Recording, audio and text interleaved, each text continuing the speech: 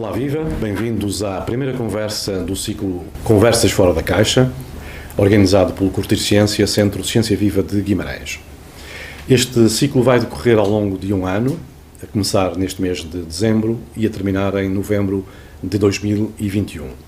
Terá uma periodicidade mensal, uma conversa por mês, e abarcará diversos temas que não têm necessariamente a ver com a ciência. A intenção deste ciclo é despertar o chamado grande público e não propriamente as pessoas ligadas à ciência. E nesta fase inicial, uma vez que persiste este contexto de pandemia, as conversas terão essencialmente lugar nas plataformas digitais, seja em direto, seja, como é este caso, através de gravação vídeo para posterior difusão nas nossas redes sociais. Antes de passarmos à conversa e de conhecermos o convidado desta primeira sessão, impõem-se alguns agradecimentos, a começar por um agradecimento à Biblioteca Municipal Raul Brandão, pela cedência do espaço onde nos encontramos e também pela cedência dos meios técnicos e humanos que tornam possível esta gravação. O convidado desta sessão é o Padre Paulino Carvalho. Ele está em Guimarães há relativamente pouco tempo, creio que posso dizer isto. É titular da paróquia de Nossa Senhora da Oliveira, portanto responsável pela colegiada de Nossa Senhora da Oliveira, e é também diretor do jornal O Conquistador. Sr. Padre, muito obrigado pelo convite, por ter aceito o nosso convite. E eu começava por desafiá-lo a apresentar-se na primeira pessoa, descrevendo os passos que deu desde que nasceu, por onde andou e até chegar aqui a Guimarães. Então, bom dia e obrigado eu por este convite e, antes de mais, muitos parabéns. Já começam a andar bem esticados, não é? São 5 anos. Exatamente. E parabéns pela iniciativa, parabéns pelo aniversário e que esta iniciativa e este aniversário então também ajudem a fortalecer e a cumprir os objetivos que tem o Centro Ciência Viva. É uma grande responsabilidade ser convidado nesta vossa iniciativa, mas também uma grande alegria poder partilhar estes momentos de conversa e ao mesmo tempo também fortalecer as parcerias naturais que podem acontecer aqui na nossa cidade. Nós temos colaborado a partir do jornal O Conquistador e por isso talvez também esta oportunidade de hoje estar aqui a conversar convosco. Eu faria talvez a minha apresentação ao contrário, em vez de ser de nascimento, de agora até o nascimento. Uma forma também de olhar a vida e sobretudo olhar a vida agradecida, porque celebrar no aniversário e participar no aniversário é sempre essa dimensão de agradecer a vida. Como disse, eu estou aqui em Guimarães há pouco mais de um ano, celebrei agora o primeiro ano em setembro, como pároco aqui na paróquia da Senhora da Oliveira, estamos em casa. Antes disso tive a oportunidade de participar num projeto de voluntariado missionário no norte de Moçambique, infelizmente num lugar onde agora se fala muito pelos problemas de guerra, em Cabo Delgado, na Diocese de Pemba. Uma experiência muito bela, desafiadora e com estas conversas fora da caixa, porque um padre diocesano que tem a sua formação para trabalhar no território da Diocese, poder fazer uma experiência destas é de facto um grande desafio e sobretudo depois esta possibilidade de conhecer outras culturas e de estar com uma realidade muito diferente da nossa. Sem cortar o seu raciocínio, essa sua experiência missionária foi por decisão sua? Voluntária. Sim, nós temos... Não quer dizer que tenham imposto, mas às vezes podia... Nós temos o projeto ao qual participei, que é o projeto Salama, que pertence ao secretariado das missões da nossa Diocese, e esse projeto, resumidamente, tem um protocolo de cooperação com a Diocese de Pemba, onde a Diocese de Braga assume mais uma paróquia no território de Pemba. E então, na altura, proporcionou-se e eu ofereci-me a participar nesse projeto e estive lá 2 anos. Antes disso, tinha estado 2 anos também em Salamanca, num tempo sabático de estudo. Tive a oportunidade também de fazer uma experiência diferente, de voltar a estudar na Universidade Pontifícia de Salamanca, de olhar um bocadinho também esta dimensão do estudo, da leitura mais aprofundada, que no fundo passa também pelo sustento daquilo que é a vida também da teologia, da Igreja, no sentido que há quem se dedique mais ao estudo para depois também ajudar quem está mais numa área prática, apesar que a teologia tem várias áreas, mais digamos, dedicadas à lei, o direito canónico, mais ao dogma, a parte dogmática, e depois a parte prática, que é, no fundo, onde nós estamos os parcos. Antes disso, tinha sido parco no Arciprestado de Famalicão, durante 10 anos, e antes disso era seminarista, né? Fui ordenado em 2005, portanto, fiz este ano 15 anos de padre, e antes disso, entrei para o seminário, que entrei bastante novo, com 12 anos, entrei para o seminário menor, portanto, fiz o seminário menor e maior, que corresponde, digamos, em tempo de estudos ao estudo do EB 2-3, né, a escola básica e depois a escola secundária e a universidade. Eu sou natural de Cabeceiras de Basto, onde nasci e vivi até os 12 anos e onde fui crescendo também nesta dimensão da vida da Igreja, mas também da vida social. Marca este nascimento ali. Eu, quando estava em Moçambique, dizia, em jeito de brincadeira, aos moçambicanos que eu era do meio do mato, porque a expressão do meio do mato significa ser do interior, não é? E, portanto, a paróquia que trabalhamos lá em Moçambique é no meio do mato, fica a 160 km da cidade de Pemba. Eu aqui, apesar de ser só 60 km de Cabeceiras de Braga, agora já muito melhor servido a nível de meios de transporte e de vias. Quando eu fui para o seminário, o autocarro demorava 2 horas, então com 12 anos ir de autocarro para Braga era esta experiência de sair do meio do mato, mas uma terra bonita, pequena, e penso que também com tudo isto tem crescido muito, e depois também esta proximidade, por exemplo, aqui de Guimarães, que permite que, agora não, por estas questões da pandemia, mas o turismo também ali chega muitas vezes vindo de Guimarães, porque as pessoas vão explorar também o nosso interior, que tem paisagens diferentes e a oferta turística a todos os níveis, de monumentos, natureza e gastronomia também muito, muito belos e muito bons, e portanto toda esta interligação também que se nota aqui na região Minho e Norte, onde nós estamos situados. E a sua vinda para Guimarães, para esta função que está a desempenhar na Colegiada de Nossa Senhora de Oliveira, também faz com que seja diretor de um jornal.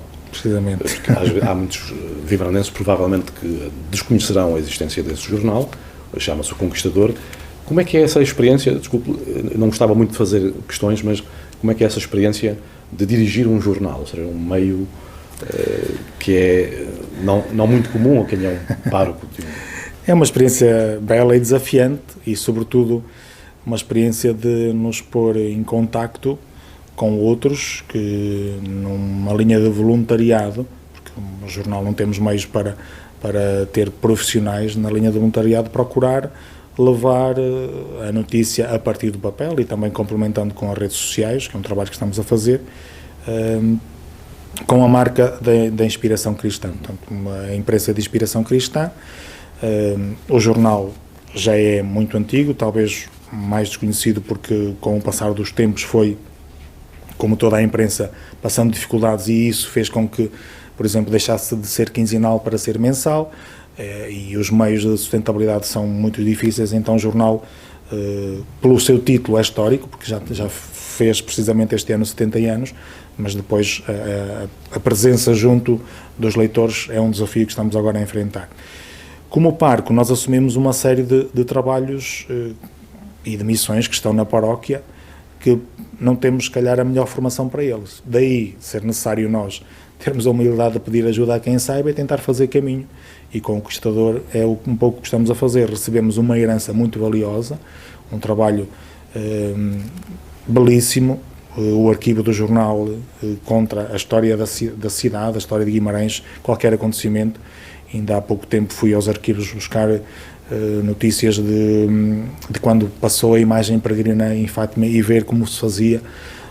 Há situações inovadoras já naquele tempo. O jornal O Conquistador chegou a ter um suplemento, digamos assim, de um boletim interparoquial entre Sampaio e a Senhora de Oliveira, que é uma coisa que em outros tempos se calhar não pensávamos que existia, que é um trabalho interparoquial, e afinal ele já existiu, e agora nós queremos voltar também a ele no sentido desta comunhão. Por isso é um belo desafio e que nos traz também, às vezes, algumas dificuldades, porque a nossa formação não é nesta área jornalística ou da comunicação social, mas os desafios são isso mesmo, para superarmos, e também é uma área em que eu gosto, tenho alguma sensibilidade e procurarei também gente que possa ajudar e, ao mesmo tempo, também fazer alguma formação nesta área para ser digno e estar à altura da herança do jornal e do título histórico que temos e que queremos continuar a levar aos leitores também. Muito bem, já ficámos a conhecer melhor o nosso convidado, o Padre Paulino Carvalho. Como referiu o Sr. Padre na sua intervenção, esta conversa está a ser feita no dia 17 de dezembro, que é o dia de aniversário do Curtir Ciência, do Centro Ciência Viva de Guimarães, e isso quer dizer que estamos a gravar a poucos dias do Natal de 2020, que será, creio, que não estou a dizer nenhuma tolice, será um Natal como nunca vivemos. Padre Paulino, a pandemia que estamos a enfrentar e que não temos ainda ideia de como é que, ou de quando é que deixaremos de ter pela frente, está a exigir de nós, ou de cada um, o melhor de si próprio, não é? Pessoalmente, e depois extrapolando para a sua missão enquanto responsável da paróquia de Nossa Senhora de Oliveira, como é que foram estes meses, estes 9 meses, a vivência pessoal em contexto de pandemia, a vivência enquanto pároco, enquanto líder de uma comunidade? Muito desafiante. Eu acho que todos, sem exceção, fomos chamados por esta pandemia a ultrapassar-nos nas nossas capacidades e, sobretudo, a procurar não perder o sentido possível nesta realidade. Enquanto padre e pároco, a nossa missão é, sobretudo, estar com as pessoas. E quando isso é impossível, por questões prementes, também de saúde pública, há que procurar outros meios. Esse foi um grande desafio e continua a ser, mas ao mesmo tempo traz-nos uma oportunidade que se calhar não estava tão explorada, que não substitui e nunca vai tirar o mais importante, que é o encontro pessoal, mas que nos permite fazer algum acompanhamento e tornar-nos presentes junto daqueles que não podem vir até nós, e nós também não podemos ir até eles a partir da exploração dos meios que temos hoje em dia com as redes sociais. Por isso, se num primeiro momento a preocupação geral por esta questão de saúde pública e, sobretudo, aqueles que eram os últimos ainda ficaram ainda mais no fundo, digamos, de uma tabela, mas ao mesmo tempo acolher os desafios e não nos fecharmos com medo. E penso que esse tem sido o desafio constante. Nós às vezes esperamos sempre que venha alguma orientação externa e tenho a sensação que às vezes estamos sempre, não digo no contra, mas no oposto. Se nos dizem o A, nós preferíamos o B, mas se nos vem dizer o B, afinal preferíamos o A.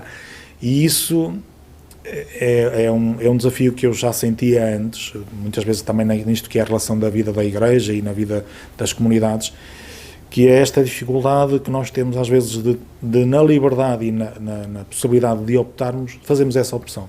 Assumir compromissos e fazer opções traz-nos riscos e traz-nos dificuldades, e por isso às vezes esperamos uma unanimidade ou às vezes uma maior semelhança nos procedimentos, quando, por exemplo, este tempo de pandemia penso que nos permite, apesar de todas as dificuldades que nos trouxe, experimentar, fazer de forma diferente, para depois avaliar. E porquê é que permite? Porque, de facto, é a primeira vez que acontece, nós não sabemos. E se fizermos uma transmissão de uma Eucaristia, ou se fizermos uma catequese a partir do digital, ou se fizermos uma reunião em digital e não correr tão bem, pronto, fizemos pelo menos uma experiência com boa intenção. Durante alguns meses, os atos religiosos, as Eucaristias foram suspensas e aí entraram, digamos que, alternativas, não é? Muito bem, quem é mais desenrascado, digamos assim, e houve muitas paróquias que já o tinham, outras que não tinham e que fizeram, e se formos a ver, há se calhar boas transmissões e transmissões menos boas, mas eu acho que vale por esse esforço, e um esforço que volta a colocar no centro a pessoa.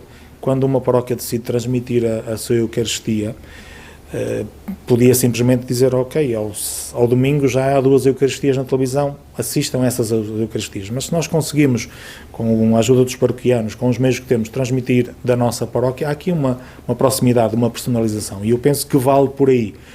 Passados estes 9 meses, já temos a capacidade de avaliar e perceber se temos capacidade de conseguir, se é preciso investir em material, começar talvez não é possível profissionalizar, mas colocar mais qualidade.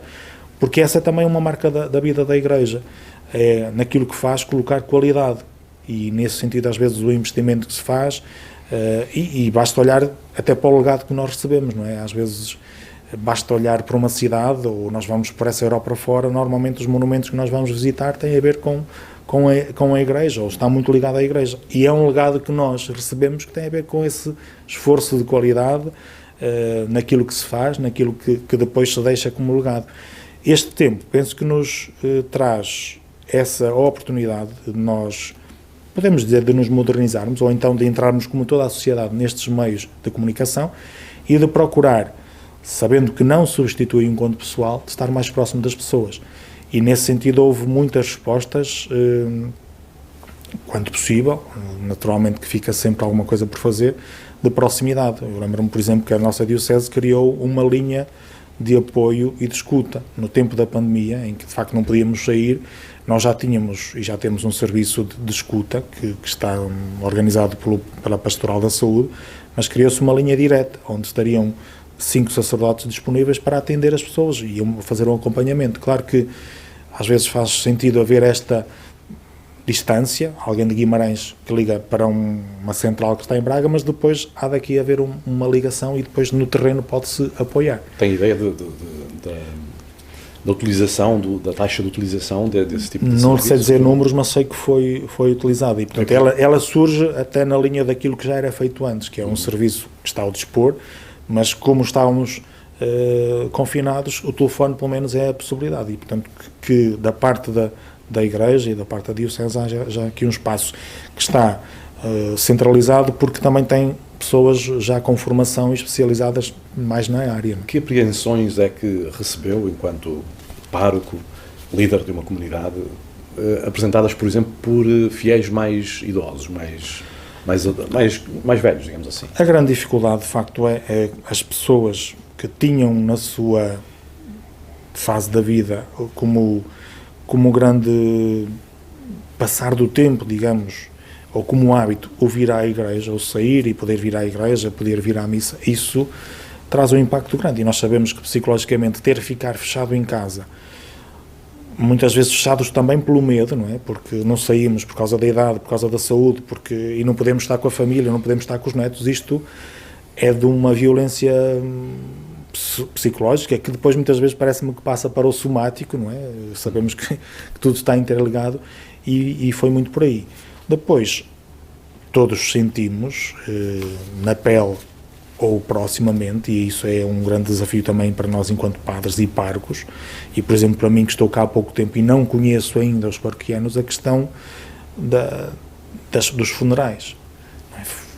Continua a ser ainda hoje um momento, sempre foi um momento desafiante, porque nunca sabemos o que dizer no momento de dor, de luto, mas há pelo menos uma proximidade. Quando agora nos tiram essa proximidade e quando não sabemos muito bem se pelo Covid, se não Covid, e depois todas as normas e depois tudo o que já foi evoluindo, esta proximidade aí não dá para substituir.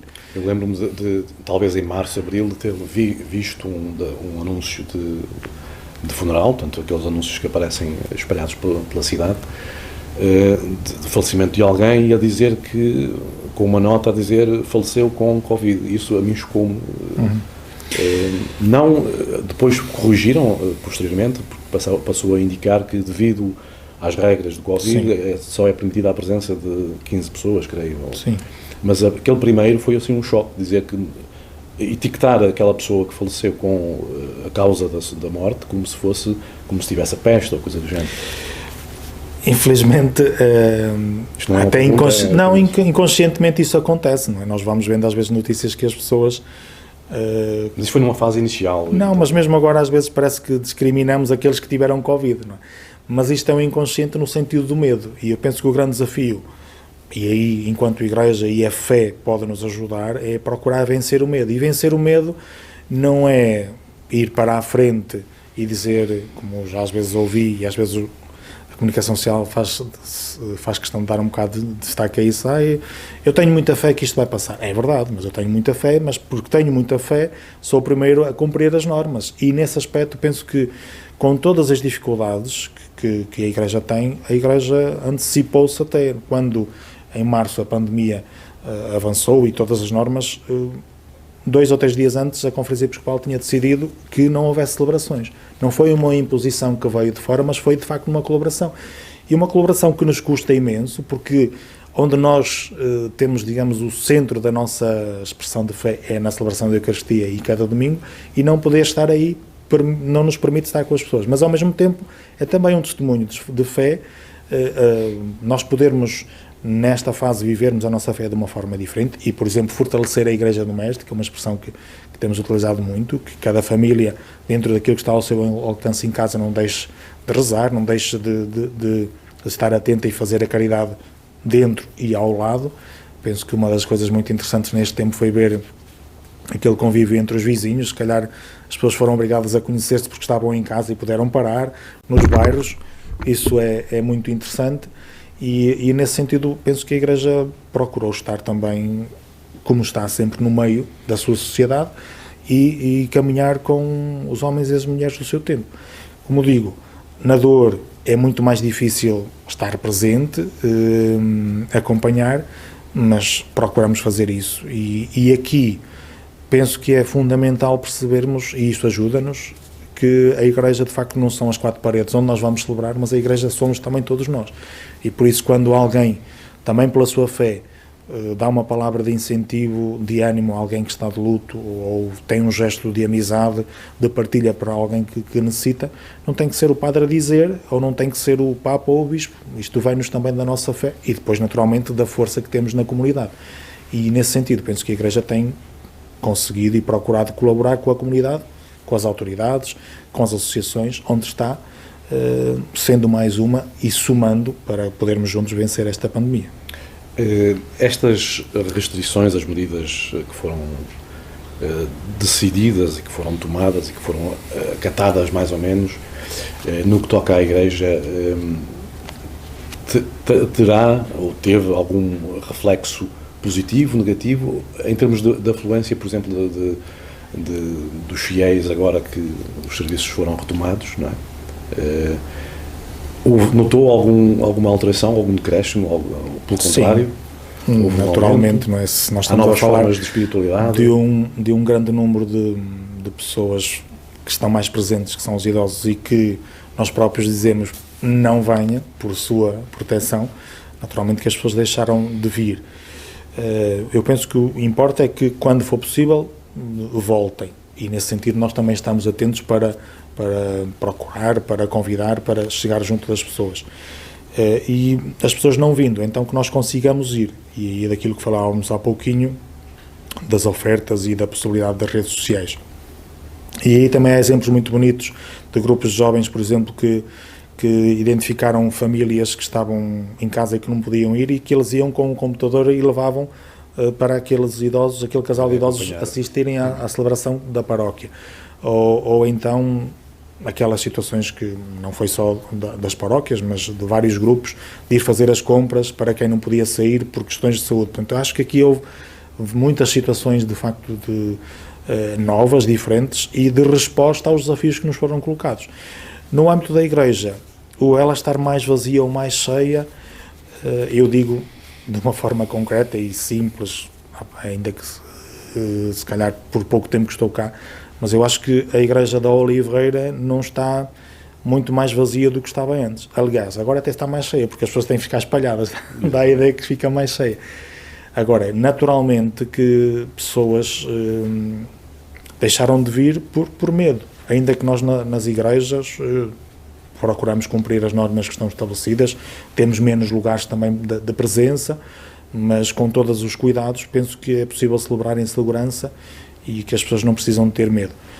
mas a igreja é apenas um espaço. Depois há o caminho até à igreja, há a forma como as pessoas também se preparam para vir ou não, que no fundo isso já estava presente antes.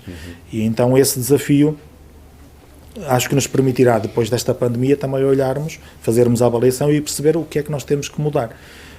Que no fundo essa reflexão já a fazíamos antes, porque, por exemplo, aqui num contexto de cidade, é preciso perceber se os horários de celebrações que existem vão correspondendo às necessidades.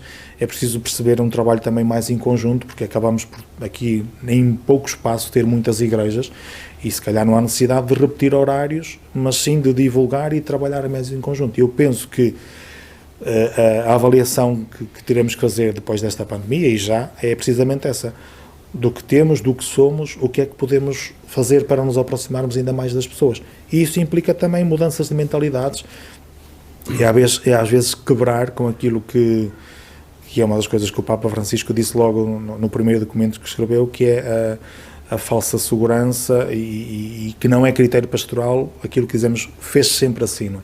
Ou o ano passado foi assim.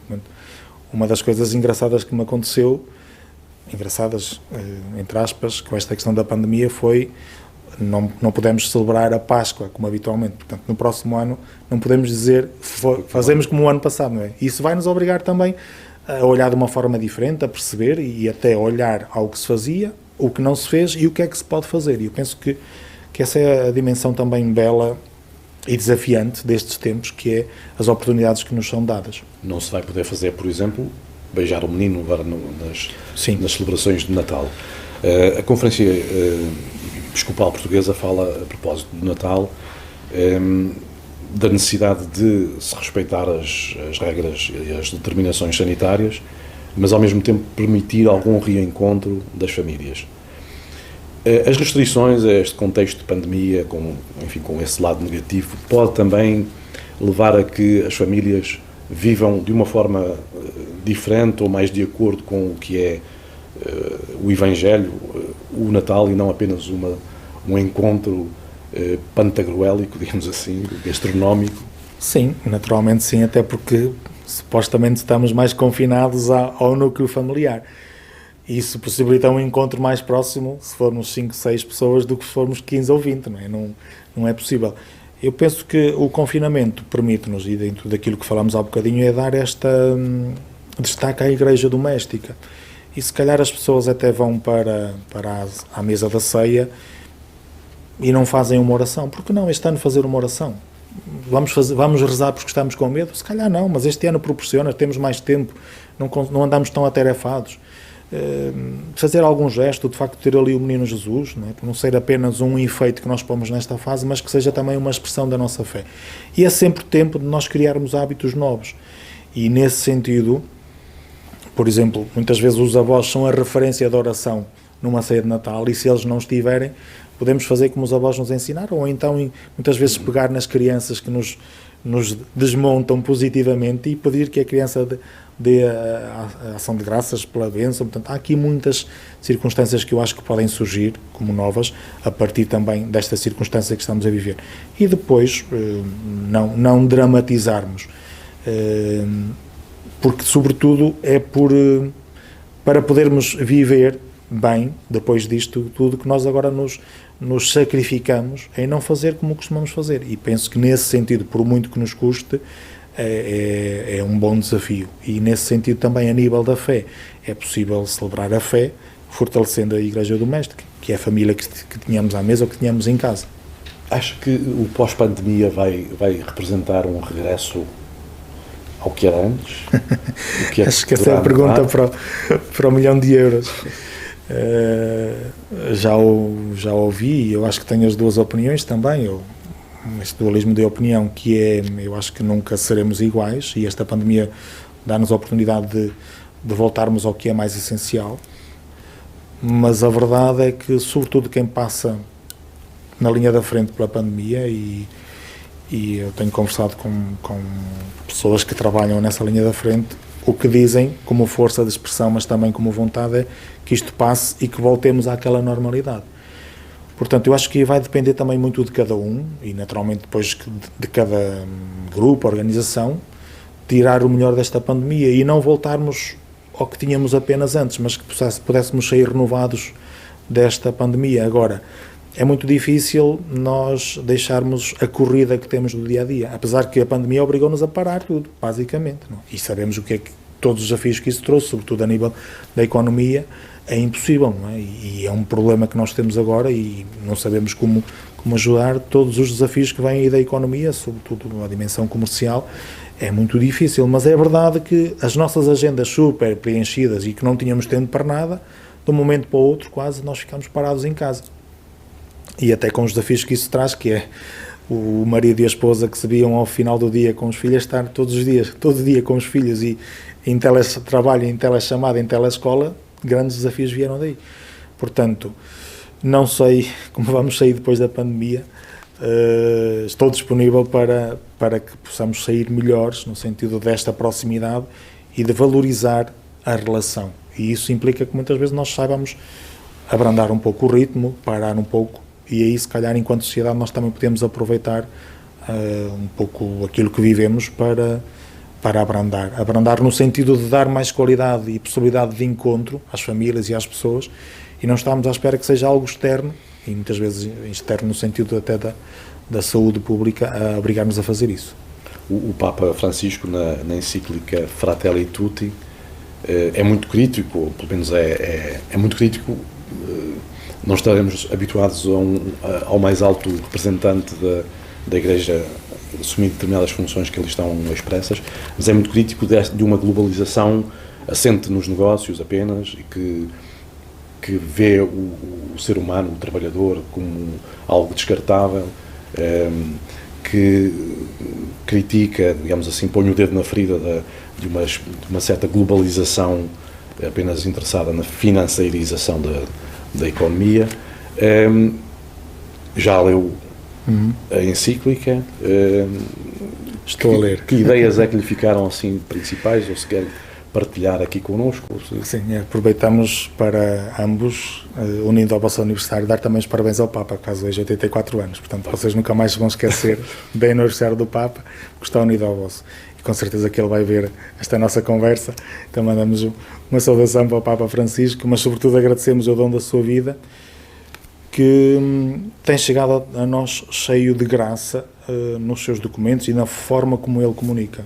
Uma das coisas que eu acho que toda a gente admira, dentro e fora, e que também, porventura, causa, às vezes, algum desafio muito grande por não se concordar, é, digamos, a efetividade da comunicação do Papa, que se calhar muitas vezes é pela simplicidade, as imagens que ele utiliza, a forma como ele dispõe, a forma como fala.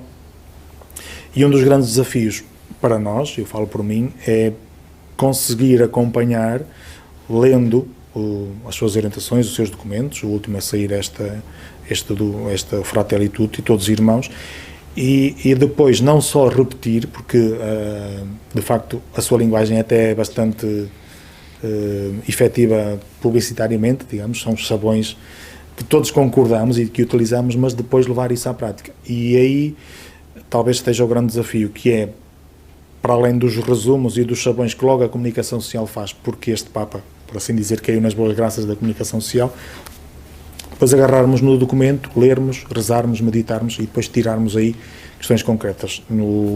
Neste documento ele fala precisamente disso, não é? Nós utilizamos muito a expressão todos na mesma barca, que nos vem daquela praça vazia no tempo da Quaresma, onde o Papa foi fazer os momentos de celebração, mas depois este todos na mesma barca significa que cada um de nós tem que se esforçar no concreto da sua vida, na sua profissão, no seu bairro, no seu meio social, em que ninguém fique fora da barca, ou que ninguém fique fora para trás. E isso já não é tão fácil. Quando nos toca na pele... Alguns vão em veleiro, enfim, do mais moderno que há, outros vão numa barcaçazinha, não é? Sim, o difícil é isto, daí o todos irmãos, passarmos do eu ao nós, e isso todos nós sentimos esse grande desafio, entre o meu bem-estar e o bem-estar do meu vizinho, o que é que eu vou escolher? Naturalmente, e por instinto escolho o meu bem-estar, mas se eu tenho o vizinho e eu posso crescer no meu bem-estar também com fazer que o outro fique melhor, acho que todos concordamos com isto. Depois, o grande desafio tem sido, e penso que aí a sociedade também civil, digamos, a cidadania, traz-nos sempre belíssimos exemplos, que muitas das vezes são os cidadãos, na sua responsabilidade, a desafiar as instituições, os municípios, a Igreja, e a ir ao encontro. E neste tempo de pandemia muitas iniciativas se viram, que surgiram de quem não se deixa estar quieto e não pensa só em si, e pensa nos outros. Porque é aquela expressão que também nós utilizamos: eu faço isto porque hoje eu posso ajudar, mas amanhã posso ser eu que preciso. E, portanto, é verdade que é numa dimensão também de percebermos que passamos de um eu, que pode ser muito solitário e muito centrado em si, para um nós, que é mais comunitário e que, sendo desafiante, não deixa de ser mais enriquecedor. Aliás, uma das chamadas frases com efeito imediato que estava a referir do Papa Francisco, ele diz que a sociedade cada vez mais globalizada torna-nos vizinhos, mas não nos faz irmãos. Portanto, estamos cada vez mais próximos, até por questões de... Pelo menos a sensação, não é? Exatamente, mas depois às vezes nem conhecemos quem é que mora ao nosso lado. Precisamente. Eu penso que é um desafio exigente, que nos traz esta proximidade das redes sociais, que é não efetivar um afastamento físico. Nós hoje em dia estamos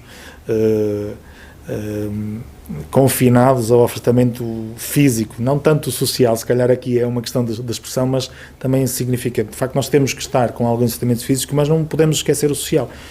E aí as redes sociais são um meio que devemos utilizar, não é? Graças a Deus hoje, e eu fiz essa experiência quando estive em Moçambique, e não foi em tempo de pandemia, mas foi mais fácil para mim e para os meus pais, porque com a internet e o WhatsApp nós conseguíamos falar. Não é a mesma coisa, mas criar uma proximidade. O que há 10 anos atrás, ou há 20 ou há 30, noutros tempos dos missionários, isso era impossível, não é? Nem por carta, nem... Uma carta de 3 em 3 meses. Se chegasse, não é? Mas hoje em dia, às vezes, nós temos a facilidade de fazer uma chamada, ou até uma videochamada, e por preguiça ou por falta de tempo não o fazemos.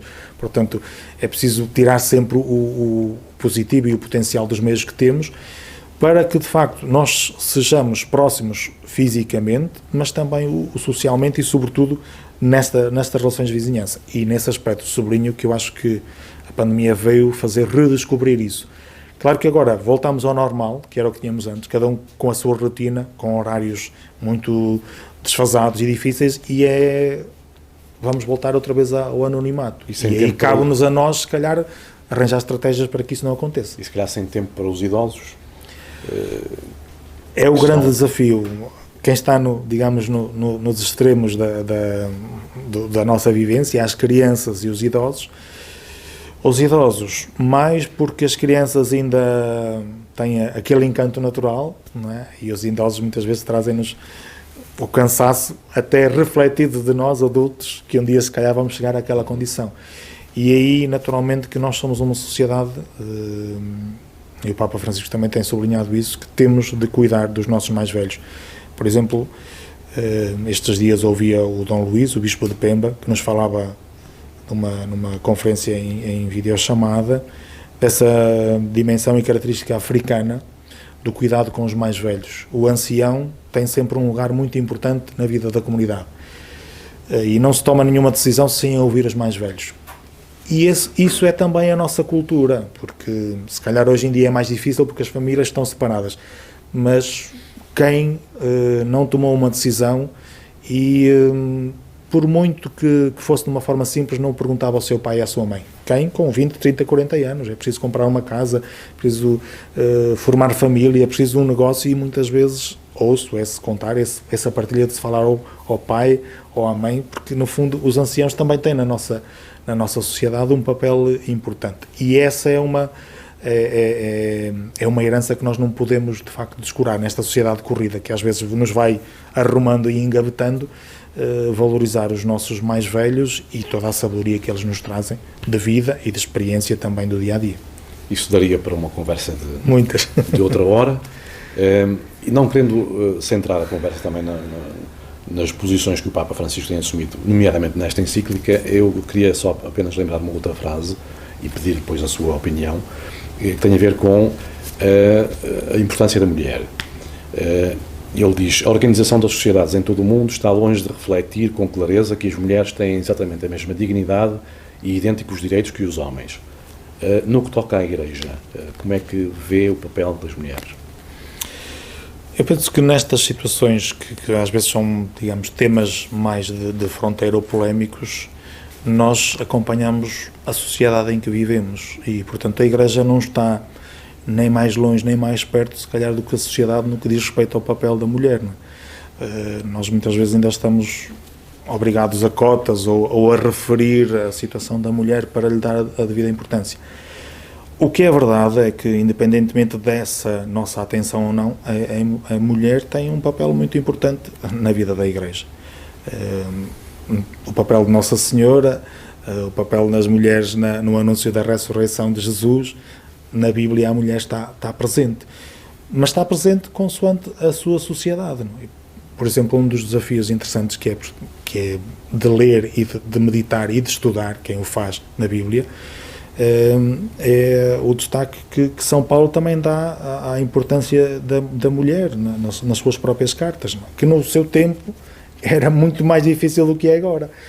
O próprio Jesus, não é? A ordenação de mulheres, por exemplo, não sei se o Papa Paulinho tem alguma posição sobre essa matéria? Não tenho posição, porque aqui estamos a falar em circunstâncias de direito canónico e não propriamente de direito divino. É possível isso acontecer quando a Igreja achar por bem que deve acontecer. Não é o fundamental. Neste momento não está em cima da mesa, e o Papa Francisco já falou também disso. E, possivelmente, o reconhecer os direitos da mulher não é fazer tudo igual ao que faz o homem. É reconhecer a sua especificidade e, naturalmente, dar esse lugar. O Vaticano, a Igreja tem feito isso.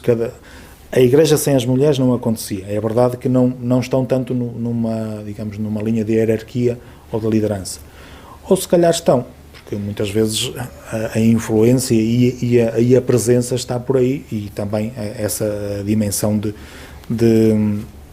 levar a Igreja para a frente. Não é? Se nós formos uma paróquia, a maior parte dos colaboradores, de facto, são mulheres e não homens, não é? Os catequistas, os leitores, até porque as senhoras têm muitas vezes mais facilidade, até não sei se o seu instinto materno, de fazer, de cuidar, de estar, de desafiar.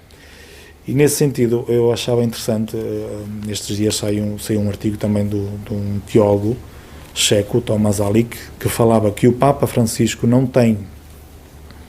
se tem preocupado em mudar dogmas ou estruturas da Igreja, mas a vida da Igreja. E já sentimos isto na sociedade. Não adianta fazer um decreto a dizer que isto tem que ser para 5 homens e 5 mulheres. Não é por decreto, tem que vir também da vivência. E nesse sentido faz todo o sentido que nós em sociedade reconheçamos o outro como único e irrepetível, seja homem ou mulher, qualquer que seja a sua raça e a sua religião, e que nesse sentido de respeito pelo ser criado por Deus, então nós possamos evoluir. Se temos desafios enquanto Igreja, muitos, e a questão da dimensão da presença da mulher e do caminho que ela possa fazer mais pleno, mais presente, e também nessa situação da hierarquia, é também um caminho. Neste momento, digamos, a nível doutrinário, não há perspectiva de haver uma mudança, mas como não é algo fixo, fechado, é uma reflexão que se está a fazer. E nesse aspecto, o Papa Francisco tem-nos despertado para muitos assuntos em que faz um bocadinho a ideia daquilo que dissemos há bocado. Se a Igreja tem uma posição que parece mais fechada, então é retrógrada. Mas afinal o Papa Francisco até diz uma coisa que parece que sai fora daquilo que é a doutrina da Igreja. Afinal este Papa está a ser muito modernaço, não é? Às vezes parece que se olha para a Igreja, e muitas vezes desde dentro, católicos e cristãos, como se fosse algo externo, e que é o Papa ou é alguém de fora. Não, a Igreja somos nós, e também a partir do povo de Deus, que é essa dimensão mais presente a partir do Concílio Vaticano II, a Igreja muda, a Igreja dá respostas nos seus tempos e está atento, sobretudo, aos sinais do tempo. E nesse sentido penso que o Papa Francisco nos tem desafiado a todos, e isso é uma graça. Há dias o Sr. Padre Paulinho deve ter visto, tal como eu vi, e como todos provavelmente viram, uma reportagem na televisão sobre um cidadão português de origem cabo-verdiana que se mergulhou nas águas do Tejo para salvar um idoso que estava a boiar, portanto estava inconsciente. E eu lembrei-me desse, ao ver essa peça, lembrei-me da parábola do bom samaritano, que o Papa também foca nesta encíclica. E nós sabemos, o Sr. Padre sabe melhor do que ninguém, a parábola fala de um samaritano que vai a passar na rua e que é assaltado e agredido e deixado ficar abandonado em plena rua. E vai passando um sacerdote, um levita, algumas pessoas, e não fazem caso nenhum. E no caso do cabo-verdiano, o cidadão português de origem cabo-verdiana, que mergulhou enquanto outros filmavam a cena, lembrei-me que às vezes as ações que mais se esperam, essas ditas boas ações, vêm de quem menos se espera, não é? Neste contexto de pandemia, neste momento atual que vivemos, tal como refere na parábola, quem é o nosso próximo? Há de ser aquele de quem nos aproximamos. Desse acontecimento há também já uns cartoons a decorrer no Facebook, de facto, que é isso, quem foi prestar assistência a mergulhar e olhar assim de soslaio e ver uma dúzia com o telemóvel a filmar. Eu até estranhei, já agora numa ironia, que não viessem alguns do costume dizer que para o senhor ir para a sua terra, não é? Nesta fase era difícil, não é? Porque a unanimidade do gesto e a heroicidade do gesto, penso que não fica unânime. Mas, no fundo, e o Papa também fala isso na relação com as redes sociais e com esta exposição, que às vezes nós fazemos alguma coisa para publicar, para mostrar a partir das redes sociais e não o conseguimos fazer no concreto. E o Todos Irmãos, o Papa não fala apenas de uma dimensão, de uma bonita ideia, mas propõe e desafia a ideias concretas. E esse gesto, que é imediato e que é, digamos, instintivo, ali está um instinto, ele não esteve a pensar se podia magoar ou não, ou se ia fazer um ato heroico, foi dar uma resposta a uma necessidade, que eu acho que acontece muitas vezes no dia-a-dia, que as pessoas até correm riscos para acudir ao outro, e também pode acontecer ao contrário, que é fechamos-nos na nossa bolha, mas a partir das redes sociais nós conseguimos fazer tudo e até conseguimos proteger, porque as compras vêm ter a casa, porque eu faço uma chamada, porque eu até contribuo porque fiz uma transferência bancária, mas é de facto necessário estar presente e, sobretudo, não descuidar o humano.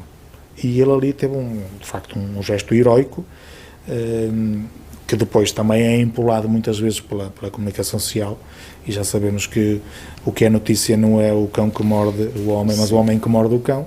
Mas nós devemos, a partir da nossa personalidade e da nossa vida cotidiana, cada um colocar o seu contributo para tornar este mundo melhor. E isso não é exclusivo de ser católico, cristão ou o que for, é exclusivo da nossa humanidade. Mas se eu sou católico e se é Jesus Cristo que orienta a minha vida, então, ainda por força de razão, eu quero cumprir o mandamento que Ele me deixa de amar o outro como Ele me amou. E isso é, ao mesmo tempo, um grande desafio, porque quando eu não o faço, devo-me sentir, pelo menos, inquieto e posso-me sentir mal. Então, é sempre aqui uma possibilidade de nós estarmos despertos para tornar este mundo melhor.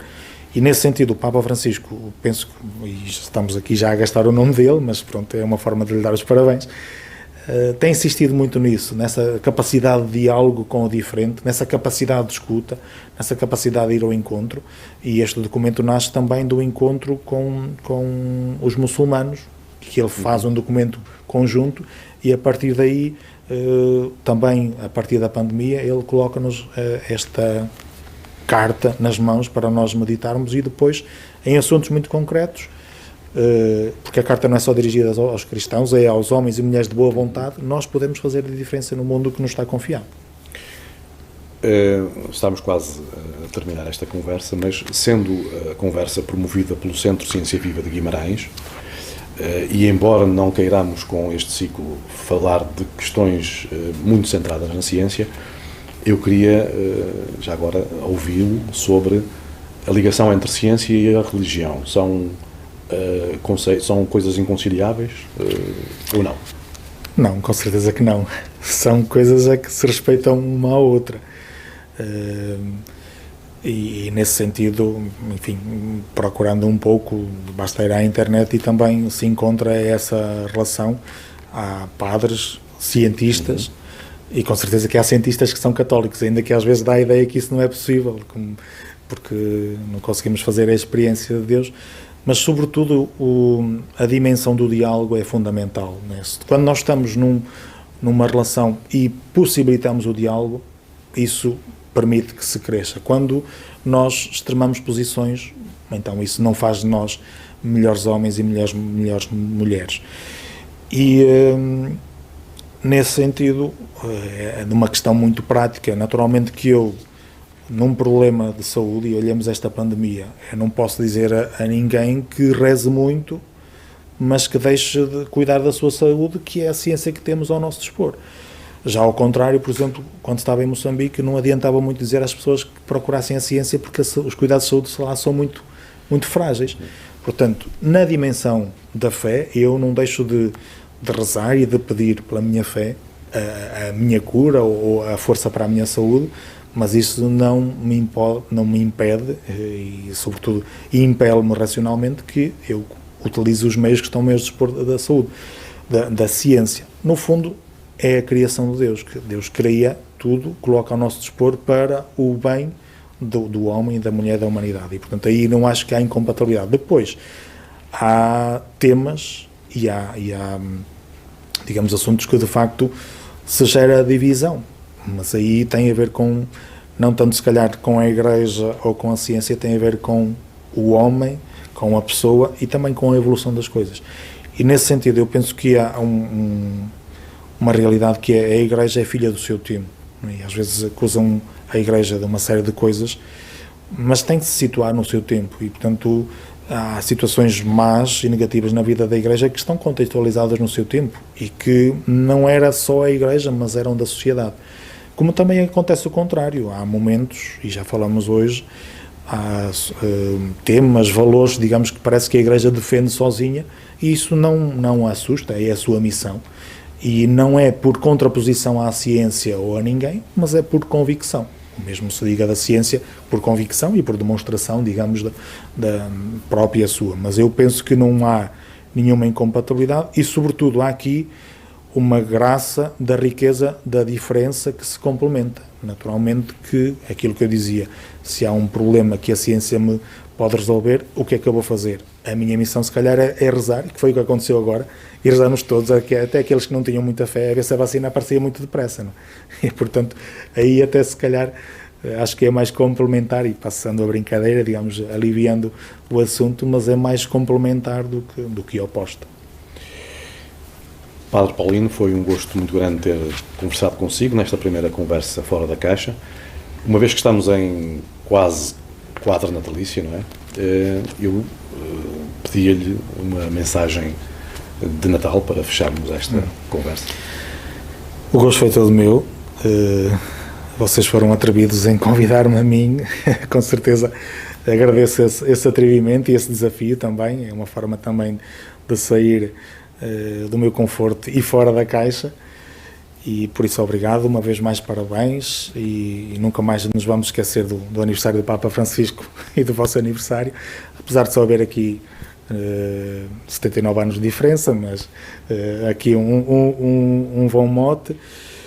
A mensagem, eu acho que se repete todos os anos, e a nossa vida também é feita de repetições, no sentido que atualizadas ao momento em que estamos a viver.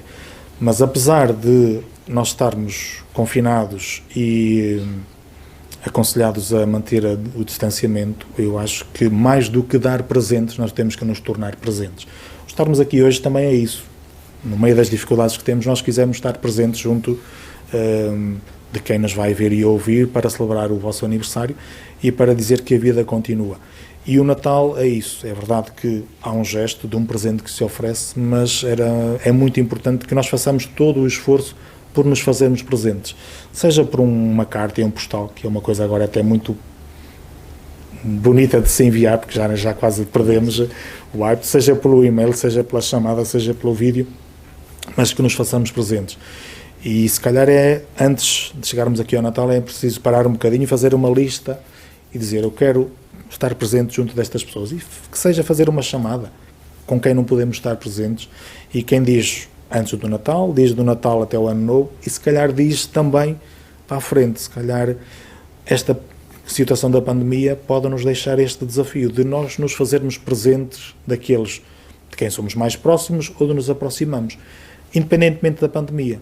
Porquê? Por aquilo que falámos há bocadinho, se calhar depois voltamos ao ritmo frenético que tínhamos antes da pandemia e vamos esquecer isto. Mas o fundamental, de facto, é o encontro. E por isso eu agradeço também o encontro que aqui nos proporcionaram e, uma vez mais, desejo parabéns e muitas felicidades para a vossa missão. Muito obrigado, fica o desafio. Esta foi a primeira conversa fora da caixa do ciclo que o Curtir Ciência pelo Ciência Viva de Guimarães vai organizar até 2021, mais concretamente até novembro de 2021. O próximo encontro, a próxima conversa será em janeiro de 2021. Até lá, votos de bom Natal e bom Ano Novo.